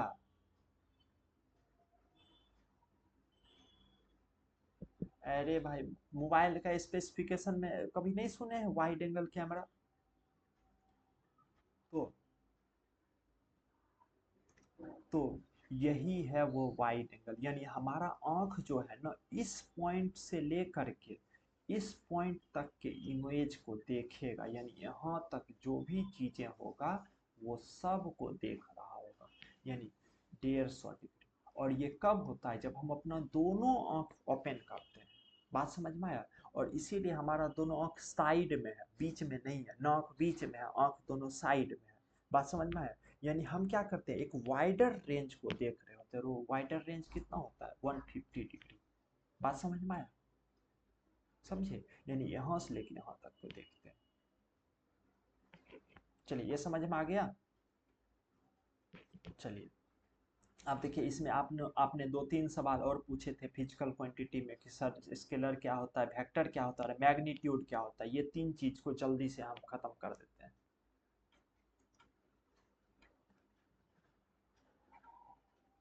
इधर ध्यान सुनिए, इधर ध्यान दीजिए सब लोग। आप इधर बोर्ड पे नजर रखेगा, कोई इधर उधर की बातें नहीं करेगा। मान लीजिए अभी क्लास खत्म होने के बाद आप लोग आलू खरीदने गए और एक बच्चा आलू लिया 5 kg, एक बच्चा आलू लिया 50 kg। ठीक है, किसने आलू अधिक खरीदा? ये पर्सन ए है और ये पर्सन बी है। कौन अधिक आलू खरीदा? आई, ठीक है। इस आज ठीक है, इसका ये आयुष है और इसका बहादुर, तेज बहादुर नाम रख दीजिए, तेज को हटा दीजिए, बहादुर। तो आयुष अधिक, आयुष कम आलू खरीदा है, बहादुर आलू बेसी खरीदा है। अच्छा बताइए, आयुष तो आराम से वो झोला में आलू लेके चला आ जाएगा, अब बहादुर को बोरा लेके जाना पड़ेगा, नहीं लेके जाना पड़ेगा कि नहीं? अब देखिए, अब बहादुर की बहादुरी हम आपको दिखाते हैं। बहादुर जो है ना, बहादुर को बोला गया जाओ 50 kg आलू ले आओ। हो सकता है बहादुर के यहाँ बर्थडे पार्टी होगा या फिर कोई छोटा मोटा पार्टी होगा। ठीक, बहादुर जब, म्यूट कर लीजिए ना, बहुत ज्यादा घर घर आ रहा है। अब जब बहादुर गया ना तो भूल गया 5 kg आलू, 50 kg मम्मी बोली थी, उसको सिर्फ याद रहा 50। अब बहादुर गया दुकानदार को बोला भैया 50 को आलू दे दीजिए। दुकानदार आराम से चुन करके निकाला छोटका छोटका 50 को आलू, एगो पॉलीथीन में बंद किया, दे दिया। घर जाके बहादुर की पिटाई होनी तय है कि नहीं? पिटाई होना तय है। अब बहादुर की गलती क्या है, बहादुर तो 50 यूज किया है, मम्मी भी बोली 50। बहादुर एक बहुत बड़ा मिस्टेक कर दिया, ये 50 के साथ केजी बोलबे नहीं किया। बात समझ में आया? सिर्फ उसने क्या बोला, नंबर बोला। अच्छा मान लीजिए बहादुर जाता दुकान में अब बोल देता केजी आलू दीजिए, तो दुकानदार तो उसको एकदम पागल घोषित कर देता। बात समझ में आया? तो किसी भी फिजिकल क्वांटिटी को रिप्रेजेंट करने के लिए हमको उसके मैग्नीट्यूड का जरूरत पड़ता है। अब मैग्नीट्यूड क्या होता है? तो मैग्नीट्यूड दो चीजों से मिलकर बनता है। एक होता है न्यूमेरिक वैल्यू, ये 50 क्या है, 50 है न्यूमेरिक वैल्यू। 50 क्या है, न्यूमेरिक वैल्यू। आप कहिएगा सर ये केजी क्या है, तो केजी है यूनिट। आप ही सोचिए ना, बहादुर जो है गया, अब बोल देता 50 लीटर आलू दीजिए, और भयानक बात हो जाता। तो कोई भी जो फिजिकल क्वांटिटी है वो दो चीज़ों से मिलके बनता है, एक होता है न्यूमेरिक वैल्यू और एक होता है यूनिट। ये है न्यूमेरिक वैल्यू और ये क्या है, ये है यूनिट। बात समझ में आया। और जब न्यूमेरिक वैल्यू और यूनिट को दोनों को एक साथ मर्ज करके रिप्रेजेंट करेंगे, उसी को बोलते, इन दोनों को एक साथ मिला देंगे, उसको क्या बोलेंगे, उसको बोलेंगे मैग्नीट्यूड। ठीक है, तो मैग्नीट्यूड का मतलब क्या, हाँ, न्यूमेरिक वैल्यू और यूनिट दोनों एक साथ मिल जाएगा तो बनेगा मैग्नीट्यूड। बात समझ में आया। जैसे 50 kg आलू, तो 50 50 क्या है, 50 क्या है, 50 है न्यूमेरिक वैल्यू और केजी क्या है, केजी है यूनिट। अब इन दोनों का अलग अलग मीनिंग होता है। न्यूमेरिक वैल्यू जो है उसके क्वांटिटी को बताता है। जैसे आयुष 5 kg आलू लिया, बहादुर 50 kg आलू लिया। इसका मतलब पहले एकदम ये हम लोग क्लियर हो जाएंगे कि बहादुर बहुत अधिक आलू लिया है, बहुत अधिक आलू खरीदा है। और ये कैसे पता चल रहा है, 50 से, क्योंकि देखिए यूनिट तो दोनों का सेम है, इसका भी केजी है, इसका भी केजी है, लेकिन न्यूमेरिक वैल्यू इसका 5 है, इसका 50। बात समझ में आया। तो न्यूमेरिक वैल्यू जो है किसी भी फिजिकल क्वांटिटी के क्वांटिटी को रिप्रेजेंट करते हैं, यानी हाउ मच क्वांटिटी। यूनिट क्या है, यूनिट उसके नेचर को रिप्रेजेंट करता है। यूनिट किस चीज को रिप्रेजेंट करता है, फिजिकल क्वांटिटी के नेचर को। बात समझ में आया। तो ये लिख देते हैं हम, आगे आपको काम आएगा। Numeric value, numeric value represent the amount of physical quantity. बात समझ में, न्यूमेरिक वैल्यू क्या रिप्रेजेंट करता है, वो फिजिकल क्वांटिटी का क्या अमाउंट। बात समझे। तो represent the amount of physical.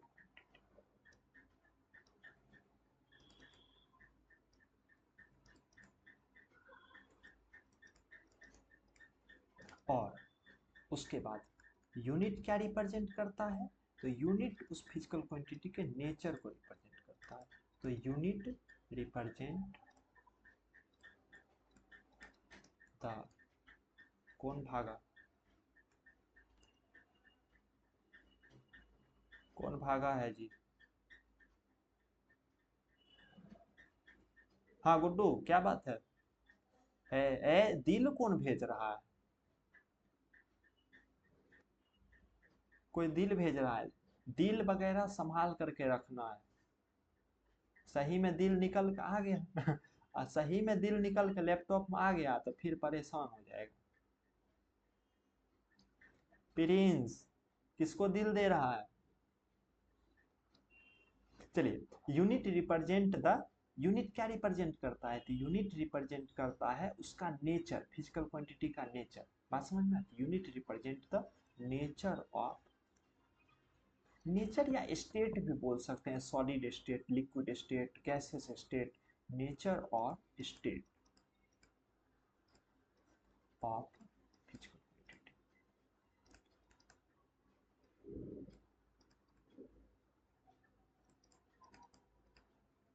समझ में आया, यहाँ तक क्लियर है। और न्यूमेरिक वैल्यू प्लस यूनिट मिल करके बनाता है मैग्नीट्यूड। तो न्यूमेरिक वैल्यू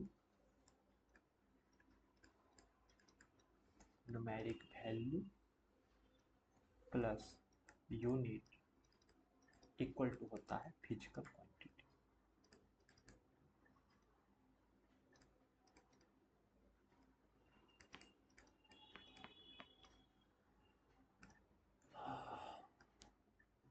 भाइयों, यहाँ तक समझ में आया, याद रहेगा सब दिन।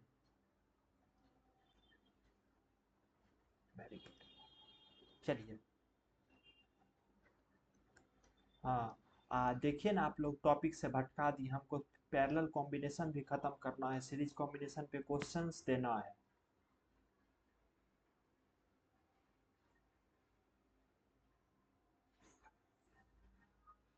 लेकिन अब क्या, अच्छा चलिए ना, कोई बात नहीं, लेकिन ये देखिए क्वेश्चन ये पूछे ना पूछे, एज ए बेसिक आपको ये इतना मालूम होना चाहिए।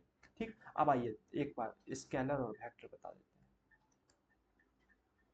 अब देखिए फिजिकल क्वांटिटी जो है ना, फिजिकल, ठीक है चलिए ना देखते हैं। फिजिकल क्वांटिटी दो तरह का होता है, एक होता है स्केलर और एक होता है वेक्टर। स्केलर क्या होता है, मतलब स्केलर क्वांटिटी क्या होती है, जिसे देखिए हम लोग आलू खरीदने की अगर बात होगी, मान लीजिए मम्मी बोली कि 5 kg आलू ले आओ बेटा, तो आलू हम ईस्ट डायरेक्शन से लाएं, वेस्ट डायरेक्शन से लाएं, नॉर्थ से लाएं, किधरों से लाएं, मम्मी को इससे कोई मतलब है? मम्मी को तो आलू से मतलब, अच्छा आलू, सड़ा हुआ आलू हम नहीं लाए। बात समझ में आया? जैसे मान लीजिए मम्मी बोल दी ठीक है, एक स्पेसिफिक दुकान का नाम बोल दी कि जाओ फलाने दुकान से ही आलू लेना, लेकिन हमको मालूम है कि नहीं उसका आलू गड़बड़ है, उससे भी बढ़िया आलू कोई बेचता है, उसके यहाँ से ले आए। तो मम्मी को असल में मतलब क्या है, मतलब है क्वालिटी ऑफ आलू एंड क्वांटिटी ऑफ आलू से। डायरेक्शन से कोई मतलब है, हम ईस्ट से लाए कि वेस्ट से लाए, नहीं मतलब है। बात समझ में आया? तो आलू जो है यहाँ पे स्केलर क्वांटिटी होगा। लेकिन एक दूसरा एग्जांपल हम आपको बताते हैं। मान लीजिए आप स्कूल की छुट्टी हुआ और घर गए, और मम्मी जो है साफ सफाई कर रही थी, दुर्गा पूजा का समय आने वाला है, घर की साफ सफाई हो रहा था, और मम्मी परेशान थी कि पूरा रूम साफ हो गया लेकिन रूम के बीचों बीच एक बक्सा रखा हुआ था और बहुत भारी है, मम्मी से नहीं उठा पाया बक्सा। आप आए, जैसे ही आए आपको बोली कि बेटा सुनो एक काम करो, ये बक्सा को ना हटा के एक जगह से दूसरी जगह कर दो, ठीक है? अब देखिए थोड़ा सा आ जाइए एक स्लाइड पे, एक स्लाइड की बातें करते हैं हम। 3D वाला है या नहीं? चलिए कोई बात, ऐसे ही मजा आएगा। ये वो बक्सा यहाँ रखा हुआ था, ये एम मास का बॉक्स है, ये ऐसे सरफेस पे रखा हुआ है। बात समझ में आया? एम मास का बॉक्स है, सरफेस पे रखा हुआ है। इधर आपके, हाँ ठीक है, गोलू का ड्रम। अब इधर मान लीजिए डोर है, दरवाजा, आपके रूम का दरवाजा, इधर इधर डोर है, इधर जो है, इधर रखा हुआ है बेड है, मान लीजिए इधर जो इस डायरेक्शन में बेड है, इस डायरेक्शन में कुछ और ऐसे मान लीजिए नहीं। अब मम्मी बोली क्या कि बेटा एक काम करो, इस पे ये जो है बॉक्स, इस पे फोर्स लगाओ। आप क्या फोर्स ही लगाइएगा ना? बात समझ में आया? मम्मी अगर बोल दी फोर्स लगाने, इस पे बोली कि 5 न्यूटन का फोर्स लगाओ, मम्मी को ऐसा लगा, मम्मी थोड़ा सा मतलब फिजिक्स वगैरह जान रही थी, तो मम्मी को लगा अगर 5 न्यूटन का फोर्स लगा देगा तो ये जो बक्सा है ये यहाँ से खिसक जाएगा। और जैसे ही आपको मम्मी 5 न्यूटन का फोर्स लगाने बोली, आप क्या किए ना, इस डायरेक्शन में 5 न्यूटन का फोर्स लगा दिए। क्या किए? इस डायरेक्शन, ये वाले डायरेक्शन में 5 न्यूटन का फोर्स लगा दिए। आप बताइए, आप जो है मम्मी का काम और बढ़ा दिए कि घटा दिए? काम और बढ़ा दिए। कैसे? तो मम्मी तो सोच रही थी, हाँ मम्मी तो सोच रही थी कि मेरा बेटा आएगा और ये बक्सा को घर मतलब रूम से बाहर कर देगा, बाहर मतलब रख देगा बालकनी वगैरह में या हॉल में रख देगा। आप उल्टे क्या कर दिए, बेड के पास लेके चले गए। अच्छा, आप तो लगाए हैं 5 न्यूटन फोर्स लगाए हैं, एग्जैक्ट 5 न्यूटन लगाए हैं, लेकिन उल्टा काम कर दिए। लेकिन अब आप सोचिए अगर इसी फोर्स को आप इस डायरेक्शन में लगाते, सेम फोर्स को इस वाले डायरेक्शन में लगाते, तब ये बाहर चला जाता कि नहीं बाहर चला जाता? बाहर चला जाता। तो क्या यहाँ पे डायरेक्शन की जरूरत है कि नहीं है? यहाँ पे डायरेक्शन की जरूरत है। तो जब फिजिकल क्वांटिटी में मैग्नीट्यूड के साथ साथ जब डायरेक्शन की भी जरूरत हो, तो उस फिजिकल क्वांटिटी को क्या बोलते हैं? उसको बोलते हैं वेक्टर क्वांटिटी। बात समझ में आया? बात समझ में आया? तो स्केलर क्वांटिटी मतलब क्या? स्केलर क्वांटिटी मतलब ओनली मैग्नीट्यूड, ओनली मैग्नीट्यूड, ठीक है? स्केलर क्वांटिटी मतलब ओनली मैग्नीट्यूड। एग्जांपल में लिख लीजिए, एग्जांपल में लिख लीजिए 10 kg, 20 लीटर, 25 मीटर, ये सब क्या है? ओनली मैग्नीट्यूड, मैग्नीट्यूड की बात होगी। अब और वेक्टर क्वांटिटी मतलब मैग्नीट्यूड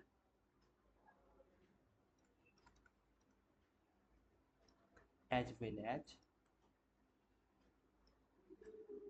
डायरेक्शन। जैसे कि फोर्स, एग्जांपल में लिख लीजिए 50 न्यूटन।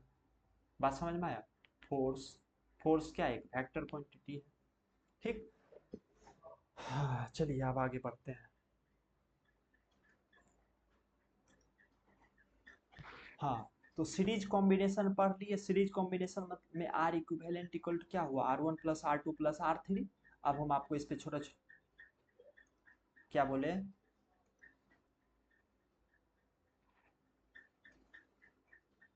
अरे मैग्नीट्यूड मतलब होता है न्यूमेरिक वैल्यू और यूनिट को जब एक साथ लिखेंगे ना, जैसे 50 kg तो क्या सिर्फ 50 बोलेंगे कि सिर्फ केजी बोलेंगे, दोनों को एक साथ बोलना पड़ेगा। 50 kg, 50 भी बोल रहे हैं केजी भी बोल रहे हैं, तो 50 क्या है न्यूमेरिक वैल्यू और केजी क्या है यूनिट है। तो 50 kg उसको क्या बोलेंगे, अब 50 kg को मिला जुला रूप क्या बोलेंगे, उसको बोलेंगे मैग्नीट्यूड। क्या बोलेंगे उसको, मैग्नीट्यूड। हाँ बोलिए। ये कौन है, कौन है। अच्छा राधिका, राधिका पहचान नहीं रहे। राधिका जरा फेस देखें।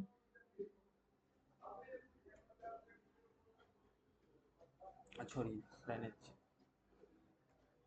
हो गया क्लियर, मैग्नीट्यूड सबका क्लियर हो गया ना। मैग्नीट्यूड मतलब क्या, न्यूमेरिक वैल्यू और यूनिट को एक साथ, एक साथ लो। जैसे मान लीजिए 50 kg, 60 kg, 50 litre, 10 litre, 20 litre, तो एक साथ जो यही न्यूमेरिक वैल्यू और यूनिट को बोलते हैं, इसी को एक साथ मिला जुला रूप क्या बोलते हैं, मैग्नीट्यूड। चलिए अब आगे बढ़ा जाए।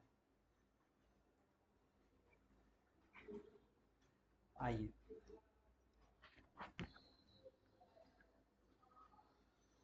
राधिका, देखिए अभी तक में जो है ना हम लोग ये सब पढ़े हैं। ये राधिका फिलहाल जो है ना आप ये वाला फॉर्मूला याद कर लीजिए, R equivalent equal to R1 plus R2 plus R3। समझे। अब हाँ अब बाद बाकी जो है उसको स्लाइड जो है वो ग्रुप में फिर से भेज दिया जाएगा। अच्छा राधिका के पास चला गया होगा स्लाइड सब, इससे पहले। अच्छा ठीक है, तो भेज दीजिएगा।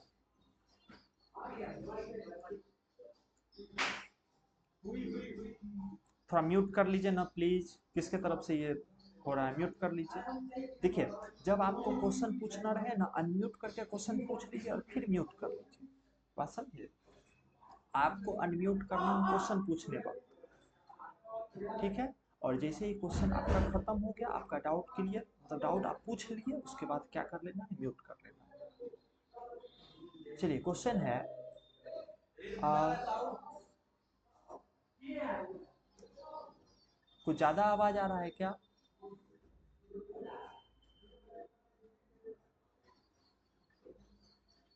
अच्छा उधर कोई कुछ लोग हैं, बोल देते हैं शांत रहेगा। देखिए electric circuit, electric circuit, electric circuit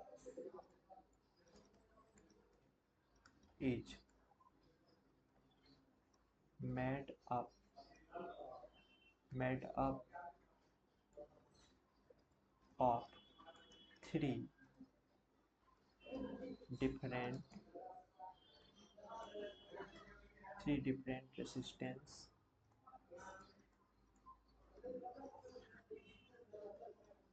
resistance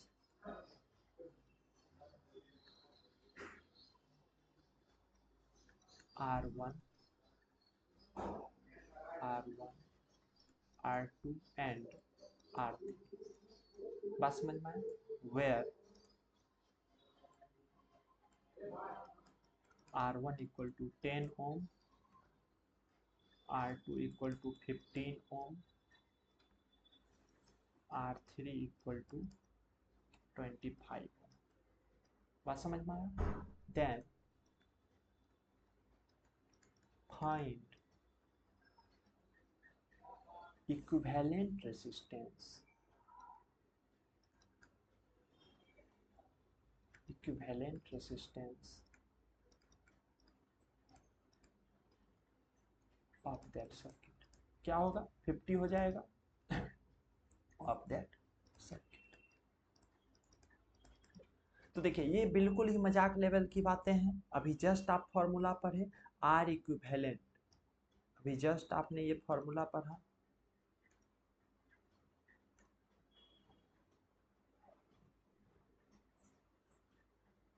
कौन है, अभी जस्ट आप फॉर्मूला पढ़े आर इक्विवेलेंट इक्वल टू क्या होता है, तो आर इक्विवेलेंट इक्वल टू होता है R1 plus R2 plus R3। R equivalent, R equivalent equal to होता है R1 plus R2 plus R3। अच्छा अब किसी के मन में ये सवाल आना चाहिए क्या, अच्छा सर क्या तीन ही को रेसिस्टेंस रहेगा, नहीं कितना भी रेसिस्टेंस हो सकता है, n नंबर ऑफ रेसिस्टेंस हो सकता है। बात समझ में आया, तो सबको जोड़ेंगे, ये एपी के फॉर्म में भी आ सकता है, 10th में एपी आपको क्यों पढ़ाया गया मैथ में, यहाँ अप्लाई करना है। तो आर इक्विवेलेंट इक्वल टू क्या हो जाएगा, तो आर इक्विवेलेंट यहाँ पे हो जाएगा हमारा आर इक्विवेलेंट इक्वल टू, हाँ तो सम ऑफ एन टर्म्स नहीं पढ़े हैं एपी में एस एन, तो अरे एग्जाम आप जाकर के बोर्ड का क्वेश्चन दिखेगा, हो सकता है ऐसा क्वेश्चन आपको पूछ दे। तो R1 बिल्कुल एपी लगेगा, अभी देखिए एक क्वेश्चन हम देते हैं, एक एपी पढ़ लिए, काहे नहीं हो सकता है, एपी क्यों नहीं हो सकता है। हम जस्ट इसके बाद कौन घर घरा किसका रहा है, म्यूट कर लीजिए ना, हाँ, ठीक है हम आपके डाउट को हम समझ चुके हैं, अभी जस्ट इसके बाद एक क्वेश्चन देते हैं आपको एपी जैसा लगेगा। तो आर इक्विवेलेंट इक्वल टू क्या हो जाएगा, 10 ओम प्लस 15 ओम प्लस 25 ओम, तो ये कितना हो जाएगा, ये हो जाएगा 50 ओम। अच्छा बताइए इतना आसान क्वेश्चन, ये क्वेश्चन आपको लग रहा है कि बहुत आसान है, अगर मान लीजिए ये क्वेश्चन बोर्ड में पूछा जाए तो ये क्वेश्चन सीबीएसई का स्टेटस के लिए बहुत ही मतलब अजीब नहीं लग रहा है, सीबीएसई इतना मतलब स्टैंडर्ड बोर्ड है, इस तरह का मजाक लेवल का क्वेश्चन पूछे। हाँ तो अब आइए बोर्ड, हाँ डायग्राम बना करके पूछेगा, एक सेकेंड रुकिए, टाइम हो गया है ना, ओहो रुकिए रुकिए, हेलो, बस 10-15 मिनट लगेगा और,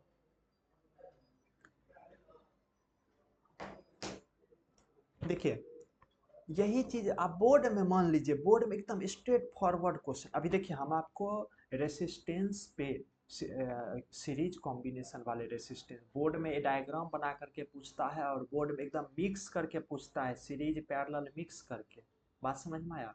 लेकिन अगर मान लीजिए बोर्ड को स्ट्रेट फॉरवर्ड क्वेश्चन पूछना होगा, जैसे अभी हम पूछे एकदम स्ट्रेट फॉरवर्ड क्वेश्चन पूछना होगा सीरीज कॉम्बिनेशन से, तो कैसा क्वेश्चन पूछेगा, देखिए कैसा पूछेगा, बोलेगा अ कंडक्टर या फिर a circuit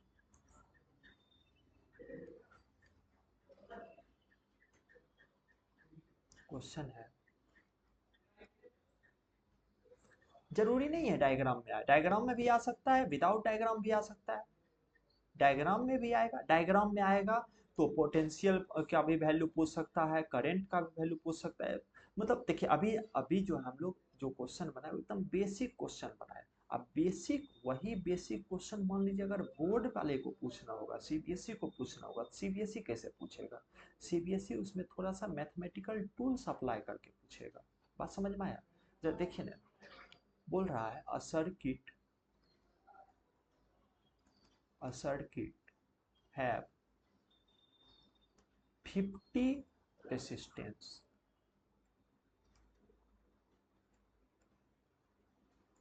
50 resistance of value of value, हाँ circuit circuit diagram, circuit diagram उसको वायर ने wire battery bulb switch electrical appliances resistance सबको मिला करके जो डायग्राम बनाते हैं, तो जो बनता है उसको सर्किट बोलते हैं, जैसे घर आपके घर में क्या है सर्किट, अब वो वाला सर्किट मत समझ लीजिएगा वो जो एमसीबी वगैरह रहता है, नहीं सर्किट का मतलब हुआ कि पूरा कॉम्बिनेशन, बात समझ में आया? उसमें वायर, इलेक्ट्रिकल एप्लियंस सब कुछ आ जाएगा। और इसी का जब डायग्राम, इसको जब हम प्रॉपर रिप्रेजेंट करते हैं तो इसको बोलते हैं सर्किट डायग्राम। देखिएगा आप प्रीवियस लेक्चर का स्लाइड देखिएगा, उसमें बताया हुआ है। और सर्किट है 50 रेसिस्टेंस ऑफ वैल्यू, थोड़ा सा आसान करके ही देते हैं, 2 ओम, 4 ओम, ऐसे देते हैं, 2 ओम, कॉमा 4 ओम, कॉमा 6 ओम। और इस तरह से करते करते कहाँ तक होगा? 50 तक होगा। 50 तक होगा कि नहीं होगा? 50 वो रेसिस्टेंस है, ठीक। ऐसे करके सोन सोन लिख दिया। आप बोल रहा है find find equivalent resistance, find equivalent resistance for that circuit.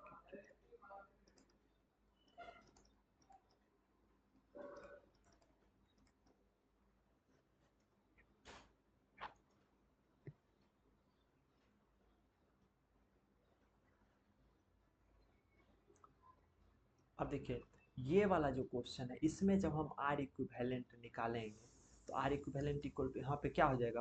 50। तो देखिए R1 plus R2 plus R3 plus so on so on so on so on कितना हो जाएगा? सोन सोन प्लस R50, 50 गो है ना जी, R50 होगा कि नहीं होगा? अब देखिए अब R1 की जगह क्या है? 2 ओम, 2 ओम है, प्लस 4 ओम है, प्लस कितना है? 6 ओम है, अब प्लस सोन सोन कहाँ तक होगा? बताइए कहाँ तक होगा? तो इसका लास्ट लास्ट लास्ट टर्म क्या होगा? 50 होगा या फिर 100 होगा? R50 का वैल्यू क्या होगा? 100 ओम होगा या 50 ओम होगा?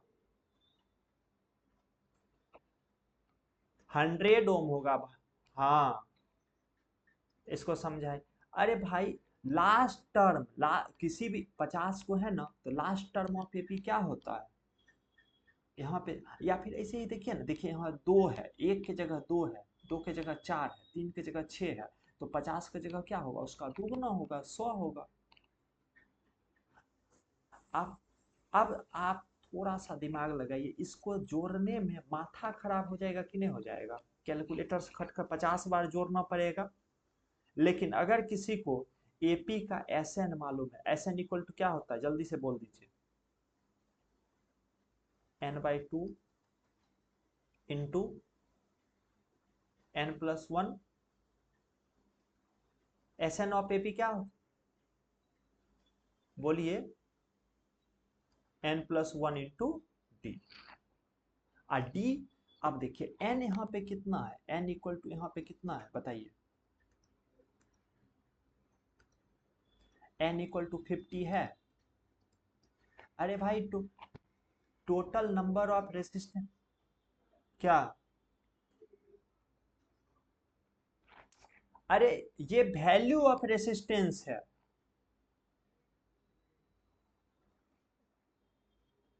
थोड़ा आप म्यूट कर दीजिए, म्यूट कीजिए। सुनिए, 50 गो रेसिस्टेंस है, लेकिन लास्ट वाला रेसिस्टेंस का वैल्यू ना 100 ओम है जी, लेकिन नंबर ऑफ रेसिस्टेंस कितना है? 50। जैसे बल्ब, मान लीजिए 50 गो बल्ब है, तो जो लास्ट वाला बल्ब होगा वो कितना? 50 ओम का ही होगा। जरूरी थोड़े, वो तो 1000 ओम का भी हो सकता है, 10 ओम का भी हो सकता है। बात समझ में आया? तो ये लास्ट वाला का वैल्यू है, लेकिन टोटल नंबर ऑफ रेसिस्टेंस कितना है? टोटल नंबर ऑफ रेसिस्टेंस 50 है। तो n का वैल्यू कितना हो जाएगा? 50 हो जाएगा। बात समझ में आया? n का वैल्यू कितना हो जाएगा? 50 हो जाएगा। और d, आप बताइए यहाँ डी का वैल्यू कितना होगा? तो डी मतलब क्या होता है? किसी भी दो किसी किसी किसी भी दो कंजिक्यूटिव किसी भी दो कंजिक्यूटिव रेसिस्टेंस का मतलब।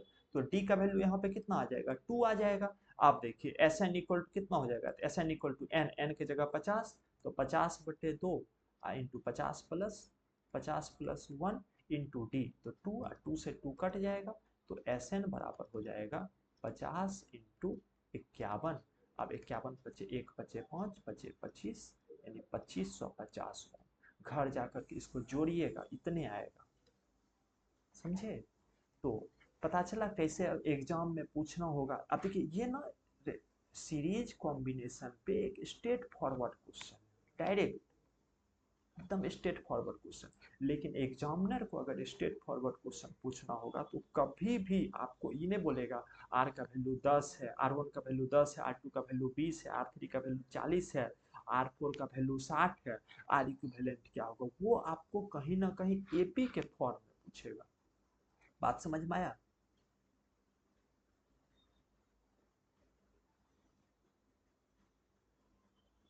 हाँ, बोर्ड में अच्छा वो हाँ बोर्ड में एक चीज और है कि बोर्ड सीबीएसई को जब ये क्वेश्चन बनाना होगा ना तो ये वैसे नहीं बनाएगा, वो आपके घर में दिवाली पहले मनवाएगा। बात समझ में है? वो बोलेगा दीपावली चल रहा है, आप साफ सफाई, वो सब बकवास चीजें हैं। उस बस आपको उलझाने के लिए बोल रहा है। वो देख रहा है कि आप कितना इंटरेस्ट लेते हैं।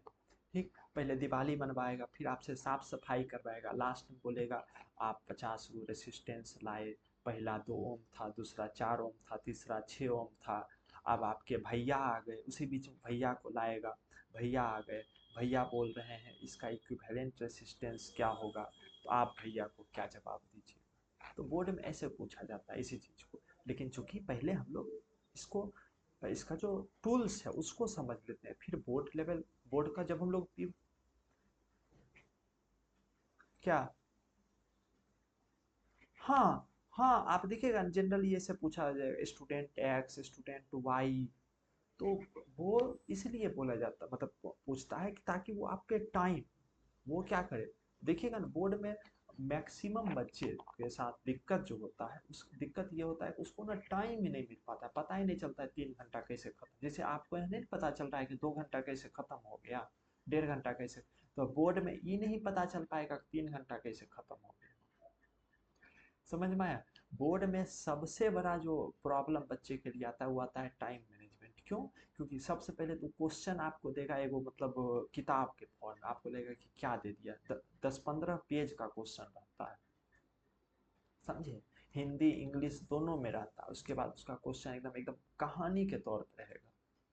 तो कोई बात नहीं, हम लोग पहले चीज़ों को समझ लेते। देखिए एक बार अगर आप चीज़ों को समझ लीजिएगा ना तो फिर क्या है, उसी को अब मान लीजिए यहीं पे आप जा करके ई क्वेश्चन में आप एक दो कहानी घुसा दें, पूरा आधा पेज में कहानी बना के तब दें, तो आप समझ जाइएगा कि हमको उल्लू बनाया जा रहा है, असल में एपी का कॉन्सेप्ट लगाएंगे और बन जाएगा। तो सबसे पहले आपका जो मेन मकसद होना चाहिए वो होना चाहिए कि कॉन्सेप्ट को गेन करना है, और एक बार कॉन्सेप्ट पता चल गया फिर इसको आराम से हम लोग सॉल्व कर लेंगे। ठीक है? तो देखिए सीरीज कॉम्बिनेशन हो गया, पैरेलल कॉम्बिनेशन अभी बच गया है। तो नेक्स्ट क्लास में हम लोग पैरेलल कॉम्बिनेशन पढ़ेंगे। इसको रिकॉर्डिंग बंद कर दें, आप स्टॉप रिकॉर्डिंग कर देते हैं।